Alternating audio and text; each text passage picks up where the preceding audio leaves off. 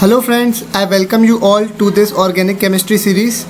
आज का हमारा टॉपिक होगा alkene. So now first question is what is alkene. Let's read the points. Unsaturated hydrocarbons having at least one double bond. So what it is trying to say? Unsaturated hydrocarbon. Hydrocarbon या तो saturated होते हैं या तो unsaturated होते हैं। Saturated hydrocarbon वो होते हैं जिसमें सारे बॉन्ड्स सिंगल बॉन्ड हो, और अनसैचुरेटेड हाइड्रोकार्बन्स होते हैं जिनमें अगर एक भी बॉन्ड डबल हो गया, मीन सिग्मा बॉन्ड के साथ पाई बॉन्ड भी आ गया, तो वो अनसैचुरेटेड हाइड्रोकार्बन्स की कैटेगरी में आते हैं। Alkene is a unsaturated hydrocarbon. Alkene के बाद हम एल्काइन पढ़ेंगे, वो भी अनसैचुरेटेड हाइड्रोकार्बन होगा। एल्केन हमारा सैचुरेटेड हाइड्रोकार्बन होता है। अनसैचुरेटेड हाइड्रोकार्बन को हम ऐसे भी समझ सकते हैं कि अनसैचुरेटेड हाइड्रोकार्बन में डबल बॉन्ड होता है। उस डबल बॉन्ड पे अगर हम हाइड्रोजन ऐड कर दें, मतलब ये बॉन्ड तोड़ के अगर हम इस पर हाइड्रोजन इधर और इधर ऐड कर दें, तो ये अनसैचुरेटेड हाइड्रोकार्बन में कन्वर्ट हो जाता है। Unsaturation simply means having a double bond in case of hydrocarbon.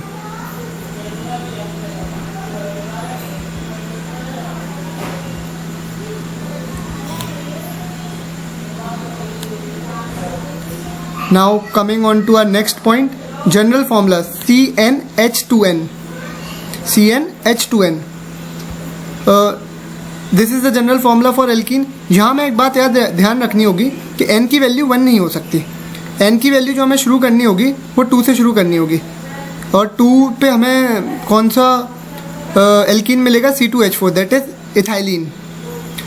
और हम क्यों नहीं शुरू कर सकते n की वैल्यू 1 से? उसका रीज़न है क्योंकि कार्बन कार्बन के बीच में डबल बॉन्ड होना ज़रूरी है, और अगर एक कार्बन होगा तो डबल बॉन्ड कैसे आएगा? डबल बॉन्ड 2 कार्बन के बीच में होगा, तो एटलीस्ट 2 कार्बन एटम होने ही चाहिए। दैट्स वाई द रीज़न कि n की वैल्यू यहाँ पे 2 से शुरू होती है। Examples of alkene are ethene and propene. Ethene, as you know, I have drawn the structure C2H4, and if we put the n value is equals to 3, we will get propene C3H6. This is propene. Structure will be C double bond C single bond C. तो यहाँ पे इस point पे unsaturation है, इसलिए alkene है। Carbon carbon double bond है, पहला बॉन्ड सिग्मा बॉन्ड है ये वाला, और दूसरा बॉन्ड पाई बॉन्ड है। Now coming on to our next point, functional group C double bond C. We have already seen this, C double bond C. The doubly bonded carbon atoms are sp2 hybridized. What this point is, the doubly bonded carbon atoms are sp2 hybridized. तो ये वाला जो carbon atom है और ये वाला जो carbon atom है, इसका हाइब्रिडाइजेशन जो भी होगा वो sp2 होगा एल्कीन के केस में। क्यों? डबल बॉन्ड है यहाँ पे। और ये वाला जो कार्बन एटम होगा ये sp3 ही रहेगा, क्योंकि इसके साथ डबल बॉन्ड नहीं है, जैसा हमने एल्केन में देखा था। तो ये वाला और ये वाला, इन दोनों का कार्बन का जो हाइब्रिडाइजेशन रहेगा वो sp2 रहेगा।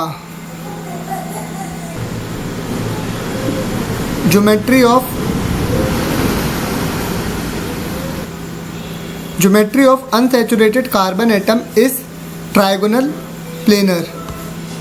Geometry of unsaturated carbon atom is trigonal planar. तो ये किसकी बात कर रहा है? जो sp2 हाइब्रिडाइज है।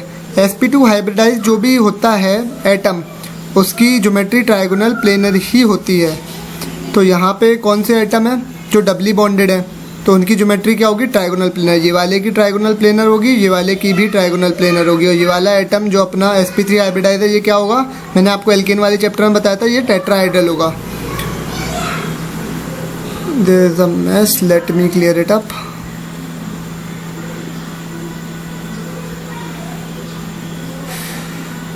Now moving on to our next point, also known as olefins, oil forming guess.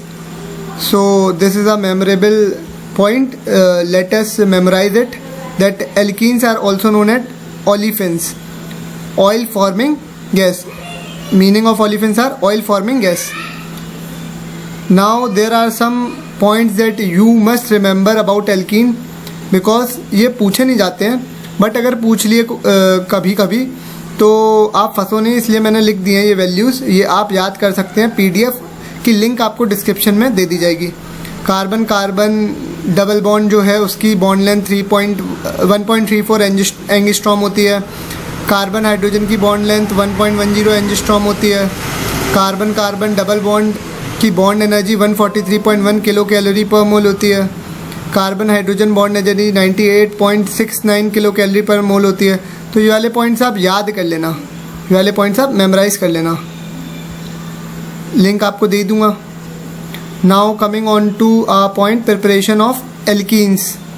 हाँ, next topic is preparation of alkenes. तो एल्कीन्स में प्रिपरेशन में सबसे पहली रिएक्शन जो आती है और बहुत ही इंपॉर्टेंट रिएक्शन है एलिमिनेशन रिएक्शन, और इससे बहुत क्वेश्चन पूछे जा चुके हैं और जाएंगे फ्यूचर में। Elimination reaction is very very important. Star market it is very very important. Elimination reaction, तो क्या होती है elimination reaction? Elimination reaction consist in removing two groups, generally one being a proton and other is leaving group from one or two carbon atoms of a substrate to form a unsaturated linkage. unsaturated linkage का मतलब आपको पता है, एक हमें unsaturated linkage चाहिए, मतलब double bond चाहिए। ट्रिपल बॉन्ड भी हो सकता है अनसेचुरेटेड का मतलब, लेकिन यहाँ पे हम एल्कीन बना रहे हैं तो हम यहाँ कंसीडर करेंगे कि अनसेचुरेटेड का मतलब सिर्फ डबल बॉन्ड है। तो हमें एक और लिंकेज चाहिए यहाँ पे। तो एक और लिंकेज जो चाहिए एलिमिनेशन रिएक्शन से, वो कैसे मिलती है? उसने बोला कि दो ग्रुप्स हैं अपने, कार्बन होगा, ये अलग सेकंड कार्बन एटम होगा, और यहाँ पे कोई हाइड्रोजन लगा होगा, यहाँ पे कोई X, कोई लीविंग ग्रुप जिसको मैं L बोल देता हूँ, लीविंग ग्रुप लगा होगा। लीविंग ग्रुप इस कार्बन एटम पे भी हो सकता है।